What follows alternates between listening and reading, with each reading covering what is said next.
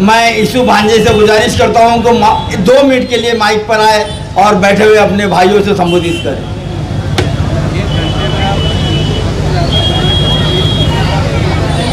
नहीं,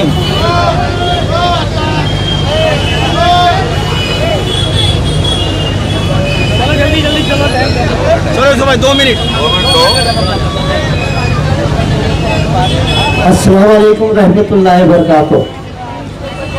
यहाँ पर बहुत बड़े बड़े लोग जिनको आप सुनने के लिए आए हैं। मैं कोई इतना बड़ा वक्ता नहीं हूँ, लेकिन 2 बातें बोलने के लिए मैं आपके सामने आया हूँ कि मुफ्ती साहब और हमारे करीम भाई, इस शेर से मैं अपना बात शुरू करना चाहता हूँ कि आप शारों ने चट्टानों का जिगर चीर दिया। आप शारों ने चट्टानों का जिगर चीर दिया। हौसला होना चाहिए पहाड़ों से टकराने का। मेरे भाई बुजुर्गों दोस्तों, मैं अपनी बात शुरू करने से पहले एक वाटर के अंदर भी जितने मुनाफिक थे वो भी अल्लाह की शान में अल्लाह के रसूल की शान में गुस्ताखी करते थे और आज भी गुस्ताखी करते थे। लेकिन अल्लाह के रसूल के ज़माने के अंदर सहाबा इकराम ने अल्लाह के रसूल के गुस्ताखी के टाइम अपनी गर्दनें कटा दिए हैं और आज हम अपना वोट उनके खिलाफ नहीं डालेंगे। तो याद रखो, वोट देना भी एक गवाही देना है कि अल्लाह हम इस बात की गवाही देते हैं कि ये हमारी कौम की खिदमत करेगा। और अगर हम लोगों ने वोट हमारा अगर इधर उधर डाल दिए तो याद रखो हमको भी गुस्ताखे रसूलों की लाइन में खड़े रह के जवाब देना पड़ेगा अल्लाह ताला को। हम क्या जवाब देंगे? मेरे भाई बुजुर्ग दोस्तों, एक वाकया याद आ गया।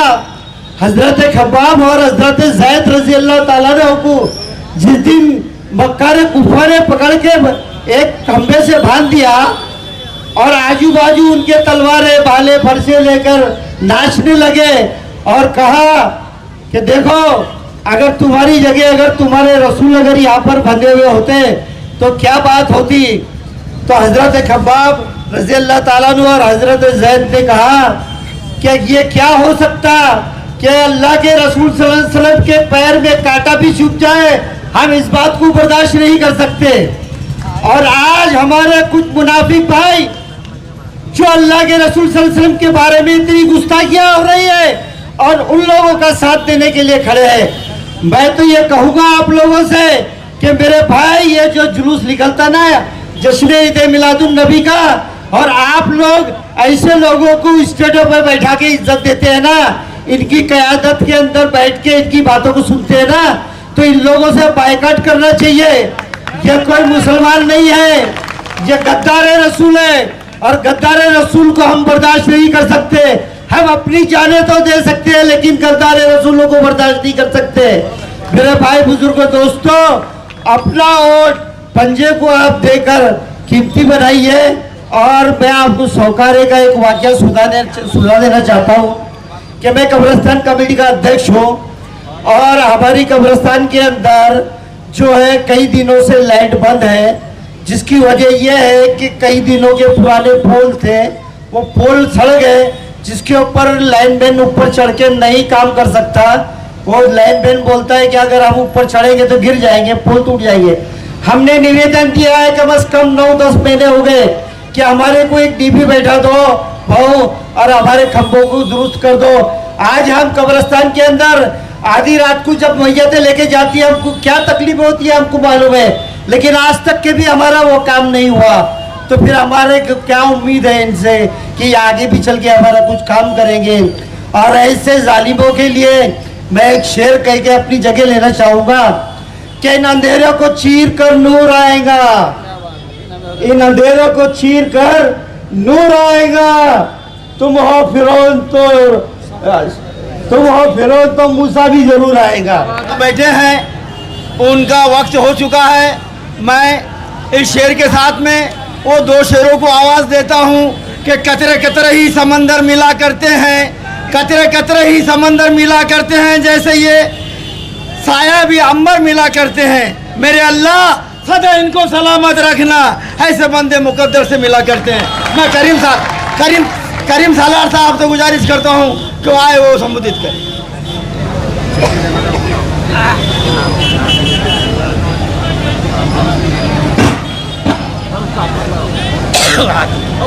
शुरू अल्लाह के नाम से जो नहायत मेहरबान रहम करने वाला है, जिससे कब्ज़े कुदरत से मेरी और आपकी सबकी जानो माल है। डॉक्टर मानवतकर साहब के इस प्रचार सभा के अंदर मौजूद स्टेज पर तशरीफ फरमा सही मानों में जो भारत और हिंदुस्तान है, कश्मीर से लेकर कन्याकुमारी तक की लीडर हमारे स्टेज पे मौजूद है। और मेरे सामने बैठे हुए भुसावल के सभी बाशऊर और शुद्ध नागरिक, बुजुर्ग और दोस्तों, अस्सलाम वालेकुम। बहुत तकरीरें हो चुकी है और मैं खुद भी चाहता हूं कि मुफ्ती साहब को ज़्यादा वक्त दूं, लेकिन आप लोग भी थोड़े हैरत से देख रहे होंगे कि 10-12 साल के इस पीरियड के बाद आज करीम सालार जो है वो इस कांग्रेस पार्टी में शामिल क्यों हुआ, उसकी वजह क्या है। न मुझे आमदार का इलेक्शन लड़ना है, न मुझे खासदार का इलेक्शन लड़ना है, न नगर सेवक का इलेक्शन लड़ना है, लेकिन मेरी जिंदगी आपके सामने है कि जिसके भी साथ रहे, खुददारी और ईमानदारी से रहे, एक बाल 1 करोड़ में खरीदने की ताकत वाला भी कोई पैदा नहीं हुआ। हमारा बाल नहीं खरीद सकता। मैंने महसूस किया कि 10-12 साल के अंदर, खास तौर से जो सरकार जब से आई है, एक रोशनी की किरण लोगों को नजर आई कि 3 करोड़ युवाओं को हम नौकरी देंगे, हम यहां पर लोगों को हर तरह की सुविधा देंगे, और न जाने कितने वादे किए, लेकिन इन 10 सालों के अंदर सिवाय नफरत के बीज बोने के हमारे सामने कुछ नहीं आया। नफरतों के बीज बोए गए और आज जो हम मिलजुल कर रह रहे थे, हमारे अंदर दरारें डालने की कोशिश की गई है। मैंने महसूस किया कि संविधान की धज्जियां उड़ाई जा रही है। यह संविधान जो इस मुल्क के अंदर तमाम भारतीयों को, हिंदुस्तानियों को अपने मजहब पर चलने का, जीने का हर तरह से आजादी देता है, ये उस संविधान को फाड़कर और दिल्ली के जंतर मंतर पर जलाने वाले लोग इस संविधान को मिटाना चाहते हैं। उनका संविधान क्या है वो आप अच्छी तरह जानते, वक्त नहीं है, मैं तफसील से उसकी बात में नहीं जाऊंगा। मैंने महसूस किया कि जिस तरीके से आज हमारे असल मसाइल से हटकर जो हमारी नाउम्मीदी की हमारे पास से बात आई, भरोसा किया हमने, चेंज हुआ, पूरे मुल्क पे चेंज हुआ, लेकिन हमारे हिस्से में क्योंकि कुछ नहीं किया, सब बेच बाच के मोखला कर दिए, चंद पूंजीपतियों को पूरी रेलवे लाइन दे दी, BSNL दे दिया, LIC दे दी, एयरपोर्ट दे दिए, और उसके बाद हमारे रिजर्वेशन को भी तरीके से खत्म किया। ये सारी चीजें हमें यहां पर हमने महसूस किया कि कल आने वाले मुस्तकबिल के अंदर जिस तरीके से हमारे घरों के अंदर हमारे पुरखों ने इस देश को आजाद कराने के लिए जो इनकलाब लाया, जो क्रांति की, आज उनकी तस्वीरों को देखकर हम गर्व से कहते हैं कि हम इनकी औलादों में से है जिन्होंने देश को आजादी दिलाई थी। मेरे दिल में ख्याल आया कि करीब अगर आज इतना पूरा मुल्क, पूरी रियासत, गांव-गांव के अंदर मुनाफरत फैल रही है, संविधान की धज्जियां उड़ाई जा रही है, किसानों की आत्महत्या हो रही है, मां बहनों की इज्जत महफूज नहीं है, ये सारी चीजें देखने के बाद मैंने महसूस किया कि अगर घर में बैठूंगा और मैं इस लड़ाई में शामिल नहीं होगा तो मेरी आने वाली नस्लें मुझे कभी माफ नहीं करेगी, ये सोचकर मैं यहां पर उतरा हूं। मुझे बहुत मालिक ने दिया है, मुझे पॉलिटिक्स में आकर कोई लालच नहीं है। अब यहां पर बहुत कुछ कहा गया, कुछ ऐसे अल्फाज भी इस्तेमाल किए गए जो बेचारे हमारे भाई इधर उधर पार्टियों में सियासी लोगों का कुछ चलते रहता है। मैं उनको पर्सनल कुछ नहीं कहूंगा। मुझे आज जुम्मा 8 दिन नहीं बल्कि 8-10 घंटे हुए जो मैं कांग्रेस में आया, और मेरे विचार पहले से कांग्रेस के हैं। मेरे विचार कांग्रेस के हैं। मैं सेकुलर ताकतों के हमेशा जो है तो साथ में रहा। हम सुरेश दादा के साथ उस वक्त तक रहे, उनकी पार्टी में रहे। कांग्रेस का मैं सेक्रेटरी रहा, राष्ट्रवादी का रहा। लेकिन जब दादा ने दूसरी पार्टी इख्तियार की, हमने राजकारण छोड़ दिया। लेकिन दादा जैसी शख्सियत हजारों साल नरगिस अपनी बेनूरी पे रोती है, बड़ी मुश्किल से होता है चमन में दीदावर पैदा। ऐसे इंसान ने जो एक तालीमी इनकलाब लाया, जिसने हर समाज को बराबर का हक दिया, हमने उसकी पार्टी नहीं देखी, हमने उसकी जात नहीं देखी, और एक सच्चे मुसलमान की तरह अपनी जान हथी में लेकर उसका साथ दिया। ये मुसलमान की पहचान छोड़ के वहां से हटे हैं। हम गद्दार बन के कहीं से नहीं हटे हैं। हमारी नजरें ऊंची है, जिंदगी भर जिएंगे, सर उठा के जिएंगे और खुददारी से जिएंगे। अब अचानक मैं आ गया। आप आमदार साहब को जो बोल रहे हैं वो आपके गांव का मामला, आपका, मेरे तो बहुत अच्छे दोस्त है मेरे ताल्लुकात। कुछ लोग उनके साथ में, आप उनको कुछ बोल रहे, मुनाफिक बोल रहे, ये बोल रहे। मुझे ऐसा लगता है कि हम पर्सनल किसी को ना बोलें, बल्कि अगर मैं ये शेर कहूं कि कुछ तो मजबूरियां रही होगी, कुछ तो मजबूरियां रही होंगी, यूं कोई बेवफा नहीं होता। मजबूरी है, पॉलिटिक्स है। लेकिन मैं कहना चाहता हूं, आपने कहा 15 दिन पानी नहीं आता, आपने कहा लाइट नहीं है कब्रिस्तान में, आप कहते हैं कि रास्ते खड्डे बहुत सारे हैं, लेकिन आज रास्ते और खड्डे बन जाएंगे। लेकिन हुजूर की शान में गुस्ताखी करने वालों सुन लो, हम खड्डों में रहेंगे, बगैर पानी के सहरा में रहेंगे, लेकिन आका नबी की शान में गुस्ताखी होगी, ऐसी सरकार को कभी बर्दाश्त नहीं करेंगे, खड्डे में रहेंगे। अरे हमको आदत है, जुल्म सहने की आदत है। इतना जुल्म किसी पर होता तो भाग कर चले जाते, लेकिन हम यही रहेंगे, यही पैदा हुए, इसी सरजमीन में दफन होंगे। हम बिन लादेन की औलाद नहीं, हम दाऊद इब्राहिम के वारिस नहीं, हम शहीद अब्दुल हमीद के वारिस हैं। हम शहीद अब्दुल हमीद के वारिस हैं। मेरे भाई ने 2 जंगें लड़ी है, लेफ्टिनेंट कर्नल अब्दुल लतीफ ने, पाकिस्तान के साथ 2 जंगें लड़ी है दोस्तों, याद रखिए। ये कहते हैं हमारी वफादारी का सबूत मांगते हैं। क्या हक है इनको अपनी वफादारी का सबूत मांगने का? कोई हक नहीं है इनको हमारे सबूत मांगने का। उसकी वजह है शहीद अब्दुल हमीद जिस वक्त पाकिस्तान के टैंकर हमारी सरहद के अंदर घुस गए, उसको मालूम था कि सामने पाकिस्तानी जो है वो मुसलमान है, वो भी कलमा पढ़ता है, उसका नाम भी रहमान और करीम हो सकता है।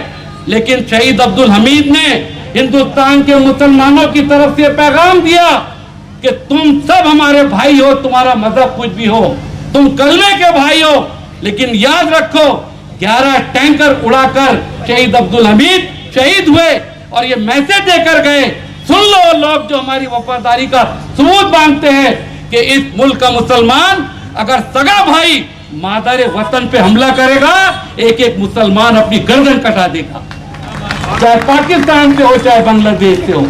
मैं तो अक्सर कहता हूं मुफ्ती साहब, ये बात बात में पाकिस्तान पाकिस्तान, हिंदू मुसलमान, बांग्लादेश, वहां पे हिंदुओं पे जुल्म हो रहा है। अरे ये कांग्रेस की जो हमारी लीडर रही है आज जहांगी इंदिरा गांधी, जब पाकिस्तान के अंदर बंगालियों पे जुल्म हुआ, चीर के रख दिया, पाकिस्तान को 2 टुकड़े करके रख दिए। अगर मोदी जी में दम है तो बांग्लादेश को जाओ, वहां उसको चीर के रखो, वरना राहुल गांधी को कुर्सी दो, राहुल जी जाकर उस बांग्लादेश के सब लोगों को तहफ्फुज़ देंगे अगर तुम्हें दम है। लेकिन सिर्फ हिंदू मुसलमान की बात करके हमको टालने वाली बात है दोस्तों। हमारे मसाइल के ऊपर कोई तवज्जो देने वाली बात नहीं है। लिहाजा भाई और मेरे दोस्तों, समझदारी से काम लीजिए, कत्ल की रात से होशियार रहिए।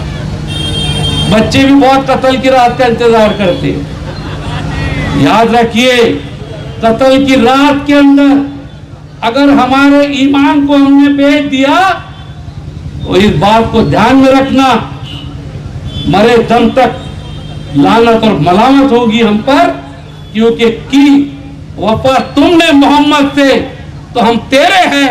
ये लोह कलम क्या, ये जमी क्या, ये लोह कलम तेरे है। ऐसी शान में गुस्ताखी करने वालों को आपको सबक सिखाना है, पैसों के बलि नहीं जाना। मैं तो चैलेंज करता हूं, अगर किसी को, अगर आरएसएस बीजेपी को वोट देना है, ईमानदारी से वोट दो, लेकिन ईमान को बेचकर कभी किसी को वोट नहीं देना, ये मेरा कहना है, ईमानदारी। और ऐसा ना हो कि इस वक्त अगर ये हुकूमत जो यहां पर आज बैठी है, अगर हमारी हित हुजूर से मोहब्बत का दिखावा करने की नहीं है, इनको सही मानों में आप बताना है। वरना याद रखो, आज हुजूर की शान में गुस्ताखी की, कल यहां पर आपका जीना दुश्वार हो सकता है। वो फिक्र करने की कोशिश करो, कौन किधर है, क्या है, अभी तो मैं भी नहीं जानता, क्योंकि मैं भी अभी इस पार्टी में नया वापस आया हूं। किसी जमाने में मैं भी कांग्रेस में था। वक्त की कमी है और मुझे लगता है कि मुझे 9:30 बजे तक के बोलना था और मेरे 2-3 मिनट बाकी है। 2-3 मिनट बात में करके अपना बैठ जाऊंगा। दोस्तों, आज जो कुछ भी यहाँ पर चल रहा है, ये वक्त ऐसा है, ये तारीखी मोड़ पर आप बैठे, इसको मजाक मत समझिएगा। मैं पॉलिटिक्स छोड़कर घर पे बैठा था, वापस आया हूं। मैं 21 साल का जवान नहीं आपकी तरह, लेकिन याद रखो दोस्तों, जब इंसान का ज़मीर और जब इंसान का ज़मीर उसको झंझोड़ता है तो वहां पर उसको याद आता है कि मुर्दा दिल को कहीं एहसास सितम होता है, कि मुर्दा दिल को कहीं एहसास सितम होता है। अरे करवटें लेता है वो जिसमें के दम होता है। आपको करवट लेना है, आपको ये फैसला करना है कि आने वाले वक्त में आपके पुरखों को जिस तरीके से आप याद करते हैं, आपकी नस्लें कैसे याद करेगी। एक वाकया है हजरत इब्राहिम का कि दहकती आग में आपको ढकेला गया, हर तरफ भूख का आलम, परिंदा पर नहीं मार सकता। ऐसे में एक नन्ही चिड़िया 2 बूंद लेकर उधर बढ़ती है कि मैं हजरत इब्राहिम की आग को बुझाऊं। एक गिरगट जो हर गांव मोहल्ले में होते हैं, उसने कहा कि हे नादान चिड़िया, हजरत इब्राहिम की आग कहां और तेरे 2 बूंद कहां। उस चिड़िया ने जवाब दिया कि मैं जानती हूं कि मेरे 2 बूंद से हजरत इब्राहिम की आग बुझने वाली नहीं है, लेकिन मैं चाहती हूं कि मौर्रिख जब हजरत इब्राहिम की आग का वाक़या लिखेगा तो फहरिस्त बनेगी, एक आग लगाने वालों की, एक आग बुझाने वालों की। मैं चाहती हूं मेरा शुमार आग बुझाने वाले में हो। आप चाहते हैं कि संविधान को बचाने के लिए आपका नाम आए या संविधान की धज्जियां उड़ाने के लिए आपको आए। दोस्तों, एक बात कह के मेरी बात को खत्म करता हूं कि आप अक्सर देखते हैं कि कभी रामगिरी महाराज है, कभी जो है तो उनके जिसको 1.5 फुटा, आपने कहा हमारे निकम भाई तो बहुत जबरदस्त बोलने वाले हैं। तो ये लोग जो है ये जानबूझ के छोड़े गए, जानबूझ के छोड़े गए। ये सब जुमलेबाजी है, उनको मालूम है कि वो कर नहीं सकते ऐसा, लेकिन जानबूझकर ये कहने लगाया गया है ताकि हमारे नौजवान रास्ते पर आए, रास्ते पर आकर हिंसा करें और पुलिस की गोलियां उनका मुकद्दर बने। मैं मुबारकबाद देता हूं भुसावल के नौजवानों को जिन्होंने अहिंसा के मार्ग पे चलकर और बड़े पुरअमन तरीके से अपने गुस्से का इजहार किया। मैं आपको सलाम करता हूं, उनके मंसूबों को तुमने नाकाम किया। कोई उनकी हिम्मत नहीं थी, वो चाहते थे कि हम रास्ते पर आए। ये जादूगर है, जादूगर। ये जादूगरों के अंदर बहुत से लोग जानते हैं कि गांव के अंदर ये जादूगर आकर बहुत तकलीफ देता है, बहुत तकलीफ देता है, पूरा गांव परेशान हो जाता है और वहां पर सारे लोग उसको फैसला करते कि आज इसका तलवार से इसका बेड़ा पार कर दो। मारते तलवार, भाले, चाकू, मरता ही नहीं। फिर उठ के बैठ जाता। एक समझदार इंसान कहता है कि देखो ये जादूगर ऐसे नहीं मरेगा। कैसे मरेगा?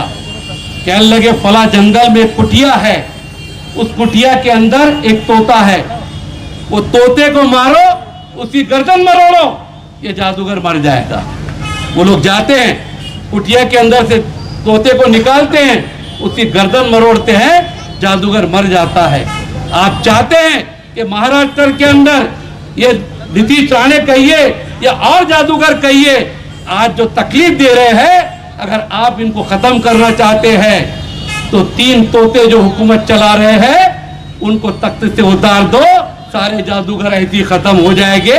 उसके लिए आपको वोटिंग करना है, उसके लिए आगे बढ़ना है। इतना शरीफ इंसान पॉलिटिक्स में बहुत कम मिलता है दोस्तों, याद रखो।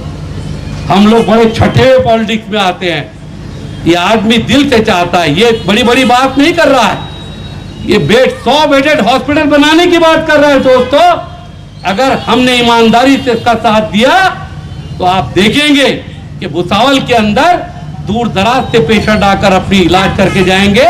उन तमाम मरीज गरीबों का जो इलाज होगा वो पंजे को एक एक वोट देने वाले को उसका अजर इंशाअल्लाह मिलेगा।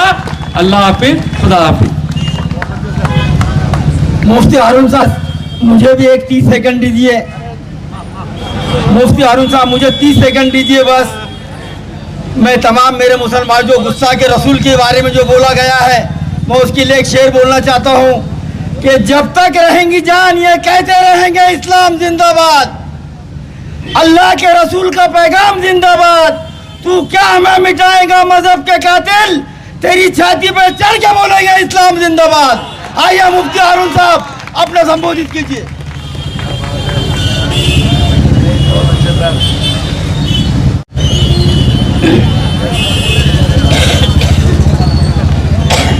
गुलामी रसूल में मौत भी कबूल है। पूरा मजमा जोर से कह दो सुभान अल्लाह। गुलामी रसूल में मौत भी कबूल है। गुलामी रसूल में मौत भी कबूल है। जो ना हो इश्क मुस्तफा तो जिंदगी फजूल है। बहुत ही काबिल कद एहतराम बड़ी तादाद में, अब वक्त कम है इसलिए 20-20 खेल लेंगे, वक्त कम है। और मैं झारखंड, अमरावती, औरंगाबाद, मालेगांव से, फिर आज फैसपुर से लंबा सफर करके आपको मेरी आवाज बता रही होगी। मैं पूरे महाराष्ट्र में घूम रहा हूं और मैंने तय कर लिया है कि नरेंद्र मोदी को वापस प्लेटफॉर्म पर ले जाऊंगा। अरे बोलो, नरेंद्र मोदी को वापस चाय बेचने पर मजबूर? बोलो बोलो, करेंगे? हाँ, अपने यहाँ के आमदार को वापस सूटकेस उठाने पर मजबूर करेंगे। अरे समझे क्या रे भाई? अपने आमदार को वापस सूटकेस उठाने पर मजबूर करेंगे। चलो आओ, वक्त कम है इसलिए मैं डायरेक्ट कहता हूं कि देखो, कांग्रेस इस वक्त, मैं बड़ी खुशी के साथ कह रहा हूं कि आपको याद होगा कि मुल्क आपको याद होगा कि जब मुल्क में जालिम गोरे अंग्रेज हुकूमत कर रहे थे और वो भी जुल्म कर रहे थे, अत्याचार कर रहे थे, नाइंसाफी कर रहे थे, और उस वक्त आपको यह भी याद होगा कि मुल्क से जालिम गोरे अंग्रेजों को भगाने के लिए हमारे दाढ़ी वालों ने, हमारे मस्जिद के इमामों ने, हमारे मदरसे में कुरान पढ़ाने वालों ने, हिंदुस्तान की तारीख, हिस्ट्री गवाह है कि दिल्ली के लाल किले से लेकर लाहौर और पाकिस्तान की सड़कों पर कोई झाड़ ऐसा बाकी नहीं था जहां पर उलमा की लाशें न लटकी हो। इतनी कुर्बानियां हमने इस मुल्क को बचाने के लिए दी है, हमारे उलमा ने दी है। और इसीलिए आज हम ये कहने आए भुसावल वालों कि हम सिर्फ महाराष्ट्र की बात नहीं कर रहे हैं, हम सिर्फ भुसावल की बात नहीं कर रहे हैं, हम मुल्क से जालिमों को, कातिलों को भगाने की बात कर रहे हैं। हम ये कह रहे हैं कि हमारे बाप दादा ने, ये जुमला सुनना, हम ये कह रहे हैं कि हमारे बाप दादा ने मिलकर गोरे अंग्रेजों को भगाया था। अब इंशाअल्लाह हम सब हिंदू मुसलमान मिलकर काले अंग्रेजों को भगाएंगे। अरे बोलो, किसको भगाएंगे? जोर से मजा नहीं आया, किसको भगाएंगे? हाँ, अच्छा दादा, गोरे अंग्रेज भी वही काम करते थे। जब उन्होंने देख लिया कि हिंदुस्तान में राज करना है, कुर्सी को संभाल कर रखना है, तो गोरे अंग्रेज क्या करते थे? डिवाइड एंड रूल, हिंदू मुसलमानों को आपस में लड़ाओ और राज करो। ये गोरे अंग्रेजों का स्टाइल था कि लड़ाओ और राज करो। वो हिंदू मुसलमान को आपस में लड़वाते थे। वो नहीं चाहते थे कि कोई मुल्ला और कोई पंडित एक स्टेज पर नजर आए। वो गोरे अंग्रेज नहीं चाहते थे कि हिंदू मुसलमान एक हो जाए। उस वक्त भी हमारी तंजीम जमीयत उलमा और हमारे तमाम मुसलमान, हिंदू, महात्मा गांधी सबने मिलकर एक होकर गोरे अंग्रेजों को भगाया। गोरे अंग्रेज नीच हरकत करते थे हिंदू मुसलमान को आपस में लड़वाने की, और आज काले अंग्रेज भी वही नीच हरकत कर रहे हैं। आप देखो, अभी योगी आदित्यनाथ ने घटिया नारा लगाया। योगी आदित्यनाथ ने क्या नारा लगाया? बटोंगे। अरे बोलो, ये घटिया नारा मेरा नहीं है, घटिया आदमी का है। किसका है? घटिया नारा क्या लगाया कि बटोगे तो कटोगे। विवेक ठाकरे साहब, मानवतकर साहब, मोहन साहब, साबिर भाई और सारे मेंबरान, सबके नाम मुझे मालूम नहीं है, लेकिन लिखे हुए हैं, मैं बोलूंगा। मैं आज से कहता हूं, ओ भुसावल वालों, योगी कहता है बटोगे तो कटोगे, मोदी कहता है बटोगे तो कटोगे, लेकिन योगी को बता दो, मोदी को बता दो कि अब हम होशियार हो गए हैं, ना हम बटेंगे। अरे बोलो बोलो बोलो, ना हम, जोर से बोलो, ना हम बटेंगे, ना हम कटेंगे। एक होकर तुमको यहां से भगाएंगे, एक होकर हम तुमको यहां से भगाएंगे। और मेरे यारों, वक्त कम है इसलिए मैं तेज तेज बोल रहा हूं। अब जुल्म कितना आम हो गया। आप देखो कि आज महाराष्ट्र के बदलापुर का वाकया आपको मालूम होगा। अगर ये लोग कहते हैं लाडली बहन 1500 रुपए दे रहे, इलेक्शन से पहले 5-6 हजार अकाउंट में आ गए और लाडली बहन को खुश कर रहे। अरे हम कहते हैं मोदी जी, हम कहते हैं बीजेपी वालों, हम कहते हैं अमित शाह, बहनों को 1500 रुपये मत दे। हम कहते हैं कि बहनों की सुरक्षा कर, बहनों की हिफाजत कर। आज महाराष्ट्र का हाल ये हो गया कि महाराष्ट्र के बदलापुर में 3 और 4 साल की छोटी सी मासूम बेटियों का रेप हुआ है। इतना बुरा हाल इन्होंने बना दिया, बेटियों का रेप आम हो गया। आज स्कूल जाने के लिए बेटियां डर रही है, ट्यूशन जाने के लिए बेटियां डर रही है। किसान आत्महत्या कर रहे हैं। महंगाई कितनी बढ़ा दी कि 450 का सिलेंडर 1100 में पहुंचा दिया। क्यों भाई? 450 का सिलेंडर 1100 में पहुंचा दिया, महंगाई बढ़ा दिया। अच्छा, कहते थे 2014 में नारा लगाते थे अच्छे दिन आएंगे, हम कहते वो हमारे बुरे दिन वापस दे दे। अच्छे दिन तेरे पास में रख और हमारे बुरे दिन, अरे बोलो, उन्होंने महंगाई बढ़ा दिया। अच्छा, झूठा कितना है, झूठा कितना है? जरा हाथ उठाकर बताना भुसावल वालों, किसी के भी अकाउंट में 15 लाख आए क्या? आए क्या? नहीं ना? अच्छा, किस किस के नहीं आए, दोनों हाथ उठाओ। अरे बाप रे बाप, मैं समझा था कि भुसावल में आए थे क्या? एक नंबर का झूठा। अगर आप देखें तो हमारे मुल्क को यह अवार्ड मिल सकता है कि दुनिया में सबसे झूठा आदमी हमारे मुल्क में पैदा हुआ, उसका नाम है नरेंद्र मोदी। ये वादे करते हैं, लेकिन सुनो एक बात, मैं बिल्कुल साफ तौर से कह रहा हूं कि अभी मैं महंगाई की बात नहीं करूंगा, मैं आपसे कोई और बात नहीं करूंगा, सिर्फ वक्त कम है। तो सर, मैं इतना समझाना चाहूंगा कि हम आशिक रसूल हैं, हम नबी के गुलाम हैं।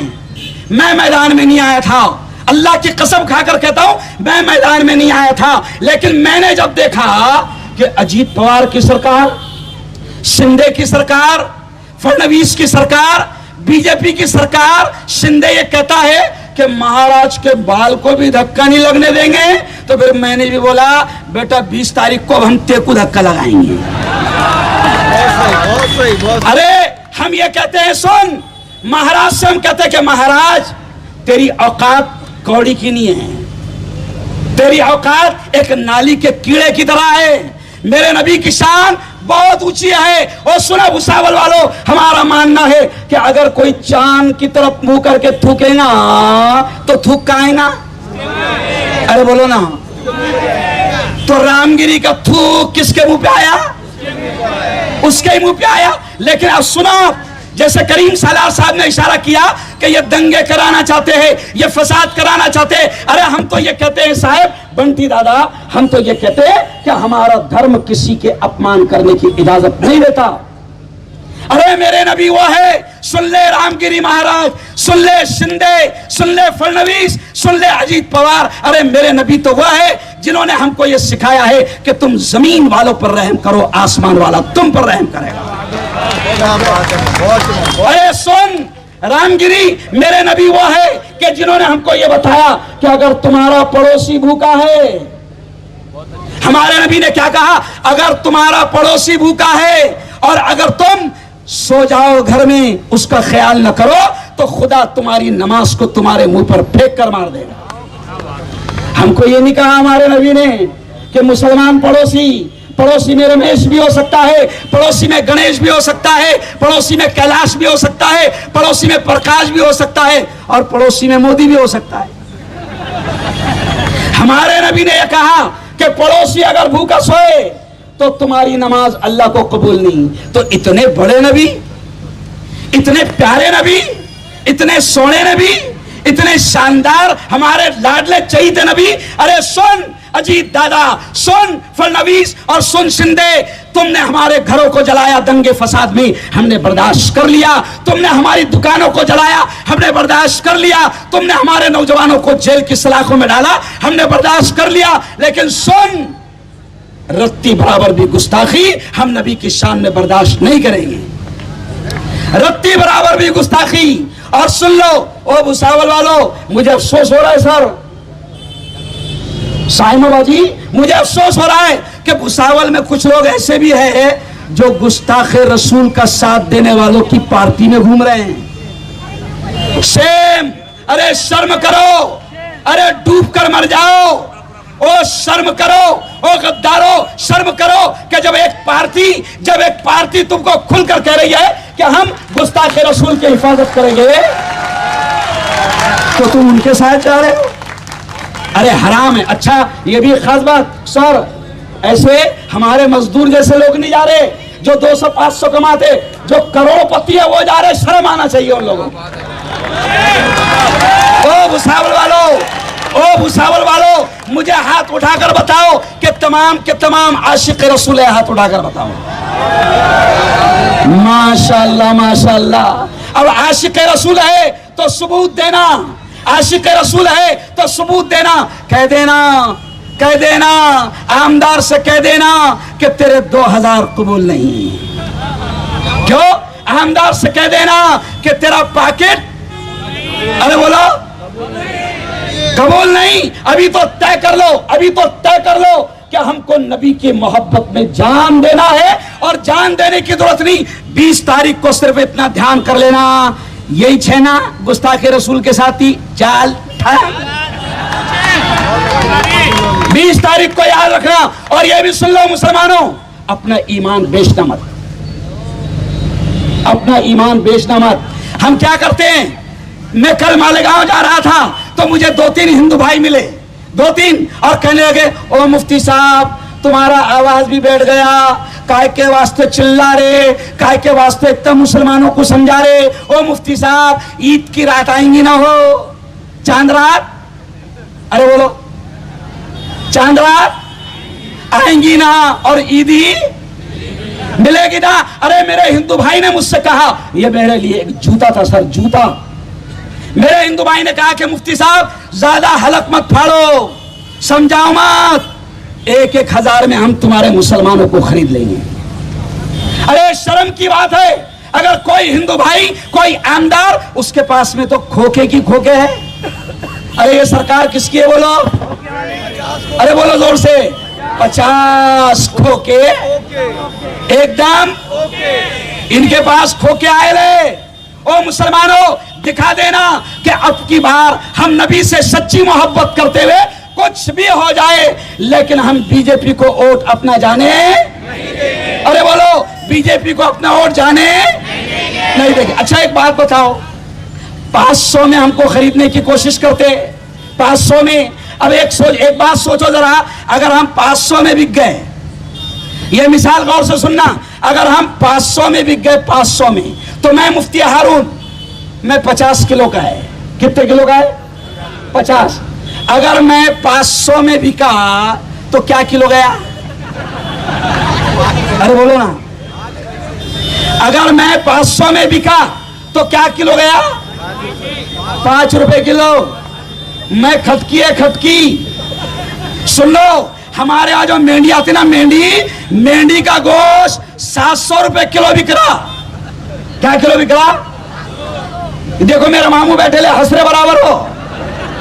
मेंढी का गोश्त 700 रुपए किलो बिक रहा, और मुसलमान ईमान वाला 5 रुपए किलो बिक रहा। बिल्कुल नहीं। डॉक्टर मानवतकर साहब, आप ये देखो कि बीजेपी वालों को, संजय साहूकारे को, आमदार को और तमाम लोगों को 500 रुपए में भीड़ जमा करना पड़ती। आज नबी के इश्क में हजारों लोग फ्री में आए हुए हैं। क्यों भाई? तो अब ये क्या कर रहे हैं? रामगिरी महाराज को साथ में घुमा रहे डॉक्टर साहब, रामगिरी महाराज को फैजपुर में मिला रहे, रामगिरी महाराज को रावेर में मिलाएंगे, हो सकता है रामगिरी महाराज को वो भुसावल में भी लाएंगे, क्योंकि इनका मकसद है तुमको गुस्सा दिलाना। लेकिन मैं आपसे एक बात कहता हूं, इलेक्शन तक आपको पूरे जोर से काम लेना है।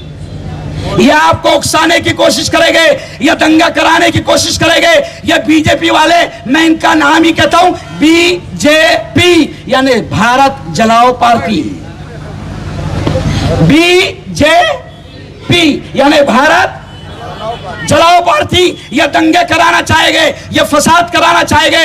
इलेक्शन तक सब्र कर लो पूरी तरीके से, बहकना मत, बिकना मत, और अपने वोट को खराब करना मत, अपने ईमान को बेचना मत। इस बार बिल्कुल खुलकर बता देना कि हम नबी के इश्क में सिर्फ और सिर्फ बीजेपी के खिलाफ काम करेंगे। अच्छा, डरने की कोई बात नहीं।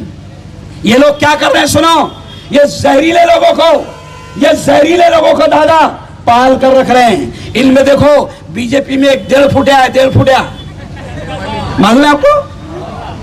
अच्छा, सूरत से भी नेपाली दिखता, सूरत से भी क्या दिखता? नेपाली। वो 1.5 फुटा क्या कहता, लेकिन इन पे कार्रवाई नहीं हो रही।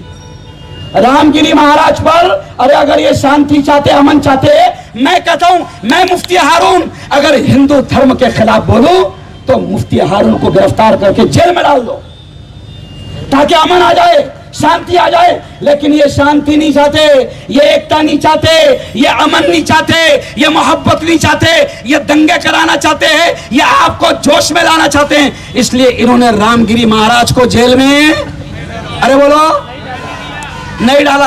अच्छा, कौन कौन चाहता कि इनको जेल की हवा लगे? कौन कौन चाहता, जरा हाथ उठा के बताओ। माशाल्लाह, देखो। अच्छा, चाहते ना कि नीतीश राणे जैसा जहरीला जेल में जाए? बोलो, चाहते कि नहीं चाहते? हाँ, अरे चाहते ना कि गुस्ताखे रसूल को सजा मिले? चाहते ना? मैं आपसे कहता हूं कि हम ये चाहते हैं कि मुल्क में अमन, एकता, शांति का माहौल बना रहे। अरे हम तो कहते हैं विवेक भाव, डॉक्टर साहब, कि नीतीश राणे तू कहता है कि मस्जिद में घुस के मारेंगे। अरे हम तो कहते हैं आजा बेटा, कलमा पढ़ के जाएगा। हम क्या कहते हैं, नीतीश राणे आजा बेटा, कलमा। अच्छा, जबरदस्ती नहीं पढ़ाएंगे हम, जब तू मस्जिद में आ जाएगा तो खुद ब खुद तेरे अंदर का जहर, अरे बोलो, भाग जाएगा। तो हमारे इमाम साहब की बात सुनेगा तो ऑटोमेटिक तेरे अंदर का शैतान, अरे बोलो, भाग जाएगा। और फिर तू खुद कहेगा ला इलाहा इल्लल्लाह मुहम्मदुर। अरे हम ये कहते ओ भुसावल वालों, ओ भुसावल वालों, कुछ लोग कह रहे कि भुसावल में हम मुसलमानों को खरीद लेंगे, लेकिन आज मैं मुस्लिम धर्मगुरु ये ऐलान करके जा रहा हूं, संजय साहूकारे को मेरी वीडियो पहुंचा देना, बीजेपी वालों को मेरी वीडियो पहुंचा देना कि ये इतने सारे मुसलमान नबी के इश्क में यहां पर जमा है, मर जाएंगे, कट जाएंगे, मगर तुझे वोट, अरे बोलो, जोर से बोलो, मर जाएंगे, जोर से बोलो, मर जाएंगे, जोर से बोलो, कट जाएंगे, मगर गुस्ताख का साथ देने वालों को वोट, बोलो जोर से, गुस्ताख को साथ देने वालों को नहीं देंगे। और आखिरी बात सुन लो, कांग्रेस जो है ना, इन्होंने एक अच्छे पढ़े लिखे उम्मीदवार को खड़ा किया है, डॉक्टर मानवत साहब आप आइए, एक अच्छे उम्मीदवार को डॉक्टर साहब को जगह दो कि आप देखिए कि कांग्रेस ने क्या किया कि एक अच्छे पढ़े लिखे उम्मीदवार को खड़ा किया है। कांग्रेस ने बैग उठाने वालों को खड़ा नहीं किया है, कांग्रेस ने बैग उठाने वालों को खड़ा नहीं किया है, कांग्रेस ने डॉक्टर दिया है, डॉक्टर, पढ़ा लिखा आदमी, और वो भी कैसा। भुसावल वालों, तुमको याद होगा कि जब कोरोना का मौका था, कोरोना का मौका था, जब लोग सांस लेने के लिए तरस रहे थे और बीजेपी सांस की मशीनें भी नहीं दे रही थी, बीजेपी उस वक्त सिलेंडर भी नहीं दे रही थी, उस वक्त अगर किसी ने जान पर खेलकर, डरा नहीं, बिका नहीं, दबा नहीं, जान पर खेलकर इस दोनों जोड़े ने, ताई तुम भी खड़े रहो, जोरदार तालियां आप बजाएं। हाँ, यस, तो उस वक्त सारे डॉक्टर सोयल थे, लेकिन मेरा डॉक्टर जागेल था। ओ मुसलमानों, मैं हिंदू भाइयों से भी कहता हूं, बौद्ध भाइयों से भी कहता हूं, जैन भाइयों से भी कहता हूं, क्रिश्चियन भाइयों से भी कहता हूं कि वक्त आपका है। 20 तारीख को, और सुन लो, ये वोट है ना, मैं मुफ्ती हूं, गौर से सुनना ये लफ्ज, मैं मुफ्ती हूं, ये वोट ये गवाही होता है, गवाही, शहादत।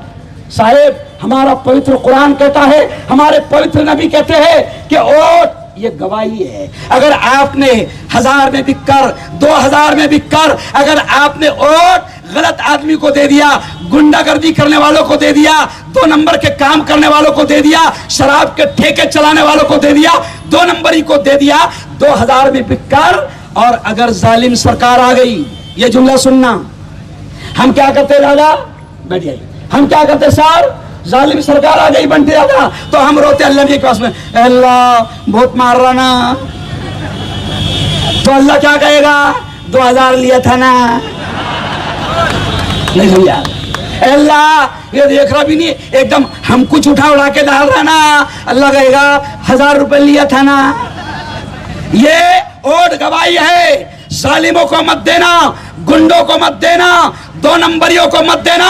और सुन लो, मैं मुफ्ती हारून आपसे कह रहा हूं, हम ईमान वाले हैं, हम मुसलमान हैं, हमारा ईमान है, देखो जोर से चिल्लाना, हमारा ईमान है, जिंदगी किसके हाथ, जोर से, जिंदगी किसके हाथ, अल्लाह के, मौत किसके हाथ, अल्लाह के, नफा किसके हाथ, अल्लाह के, जोर से बोलो, नुकसान किसके हाथ। ये सूरज को कौन निकालता है, ये बादलों को कौन लाता है, ये बारिश को कौन बरसाता है, ये पूरी दुनिया का निजाम, सिस्टम किसके हाथ है। तो जब सब अल्लाह के हाथ में, तो इन चोरों के हाथ में क्या है, नहीं, कोई तुम्हारा कुछ नहीं बिगाड़ सकता।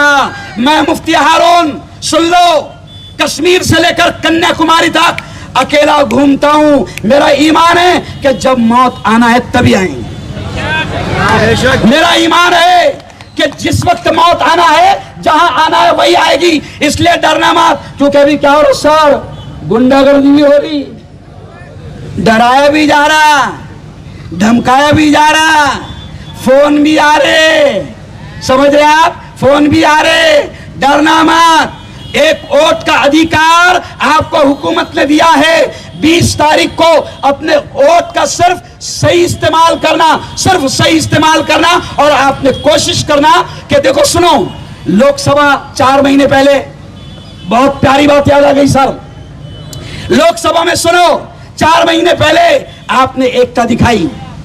ए बेटा, लोकसभा में आपने एकता दिखाई, आप बैठे नहीं, भटके नहीं। तो मोदी क्या कह रहे थे? 400 पार, बिल्ली के खाद में छिछड़े। मोदी जी क्या कह रहे थे? भाइयों बहनों 400 पार, लेकिन हम एक हो गए, हम एक हो गए, हम एक हो गए। तो हमने 400 पार के वाले को, 400 पार का सपना देखने वाले को 240 पे लाके रोक दिए।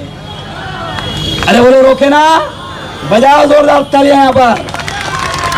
अच्छा अब सुनो सुनो सुनो, अगर ये 400 पार का सपना देखने वाला, सुनो ये जुमला, अगर ये 300 भी इनको सीट आ जाती ना दादा, तो ये तुमसे वक़्फ़ के बारे में पूछते भी नहीं थे। ये जो राय ले रहे ना, राय वक़्फ़ के बारे में कि बोलो मुसलमानों तुम्हारी क्या राय है, अरे ये अगर 300 भी सीट इनको मिल जाती तो ये तुमसे पूछते भी नहीं थे, मनमानी करके वक़्फ़ का बिल ला लेते थे। लेकिन मुसलमानों, लोकसभा में तुमने एकता दिखाई और 240 पर मोदी को रोक दिया, बीजेपी को रोक दिया। ओ मेरे यारो, ओ मेरे भुसावल के मुसलमानों, महाराष्ट्र में विधानसभा के इलेक्शन में एकता दिखा दो और महाराष्ट्र से इनको निकाल दो, दिल्ली से ये निकल जाएंगे। अच्छा कौन कौन चाहता कि मोदी सरकार दिल्ली से भी खत्म हो जाए? कौन कौन चाहता है? थोड़ा यस, सब चाहते हैं। अच्छा मेरे साथ नारा लगाओ, मेरे साथ नारा लगाओ, देश बचाओ। आपने क्या बोलना? मोदी हटाओ, जोर से मोदी हटाओ, जोर से मोदी हटाओ, और एक बार मोदी हटाओ। अरे भाई मोदी हटेगा तो बच्चे भी बचेंगी, इसलिए डॉक्टर मानवतकर साहब, चलिए आइए, मैं डॉक्टर मानवतकर साहब को एक मुस्लिम धर्मगुरु, मैं इनको दुआ देता हूं, मैं इनको आशीर्वाद देता हूं और मैं यकीन करता हूं कि मेरे भुसावल का मुसलमान बिकेगा नहीं, अपने ईमान को बेचेगा नहीं। और 20 तारीख को हमारा वोट काय को रहेगा? जोर से बोलो, काय को रहेगा? और सुनो राहुल गांधी क्या कहते हैं? राहुल गांधी कहते हैं कि हाथ ही हालात को बदलेगा, हाथ ही हालात को। और इसी शेर पर बात खत्म, मेरे साथ बोलना, गुलामी रसूल में, पूरा मजमा बोलो, मौत भी कबूल है, गुलामी रसूल में मौत भी कबूल। जोर से बोलो, गुलामी रसूल में मौत भी कबूल है। मर जाएंगे मगर रामगिरी का साथ देने वाले को वोट, मर जाएंगे मगर बीजेपी को वोट, मर जाएंगे मगर साहूकारे को वोट। चलिए जोरदार आप तालियां बजा दे, जोरदार तालियां। हाँ, और तेरा मेरा रिश्ता क्या?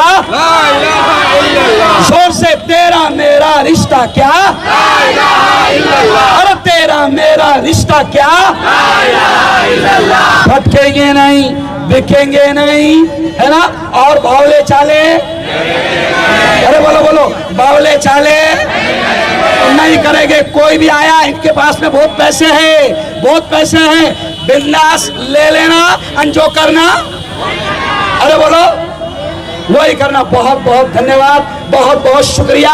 बड़ी टीम यहाँ पर आई थी, करीम सालार सर, डॉक्टर राजेश मानवतकर, कश्मीर से हमारी बहन सुफिया, कश्मीर से अतीकुल भाई, मुनव्वर खान साहब, रविंद्र निकन साहब, इमरान खान, योगेंद्र भाई, अमजद पठान जलगांव, रहीम कुरैशी, मोहन निकम, परवीन सोनोने, अकबर सर, आशिक सेठ, तमाम का और आप तमाम का हम दिल की गहराइयों से शुक्रिया अदा करते हैं। बहुत बहुत शुक्रिया। और साबिर सेठ, साबिर भाई मुझे कहा है, माशाल्लाह, जोरदार तालियां आप बजा दे। और 20 तारीख को याद रखे, चलेगा सिर्फ, जोर से बोलो, चलेगा सिर्फ, जोर से बोलो, चलेगा सिर्फ, जोर से बोलो, चलेगा सिर्फ। अरे राहुल तुम आगे बढ़ो, हम तुम्हारे साथ हैं। अरे राहुल गांधी तुम आगे बढ़ो, हम तुम्हारे साथ हैं। बहुत बहुत धन्यवाद। मुफ्ती साहब तुम आगे बढ़ो। बहुत अच्छे सर, अली साहब बहुत जबरदस्त।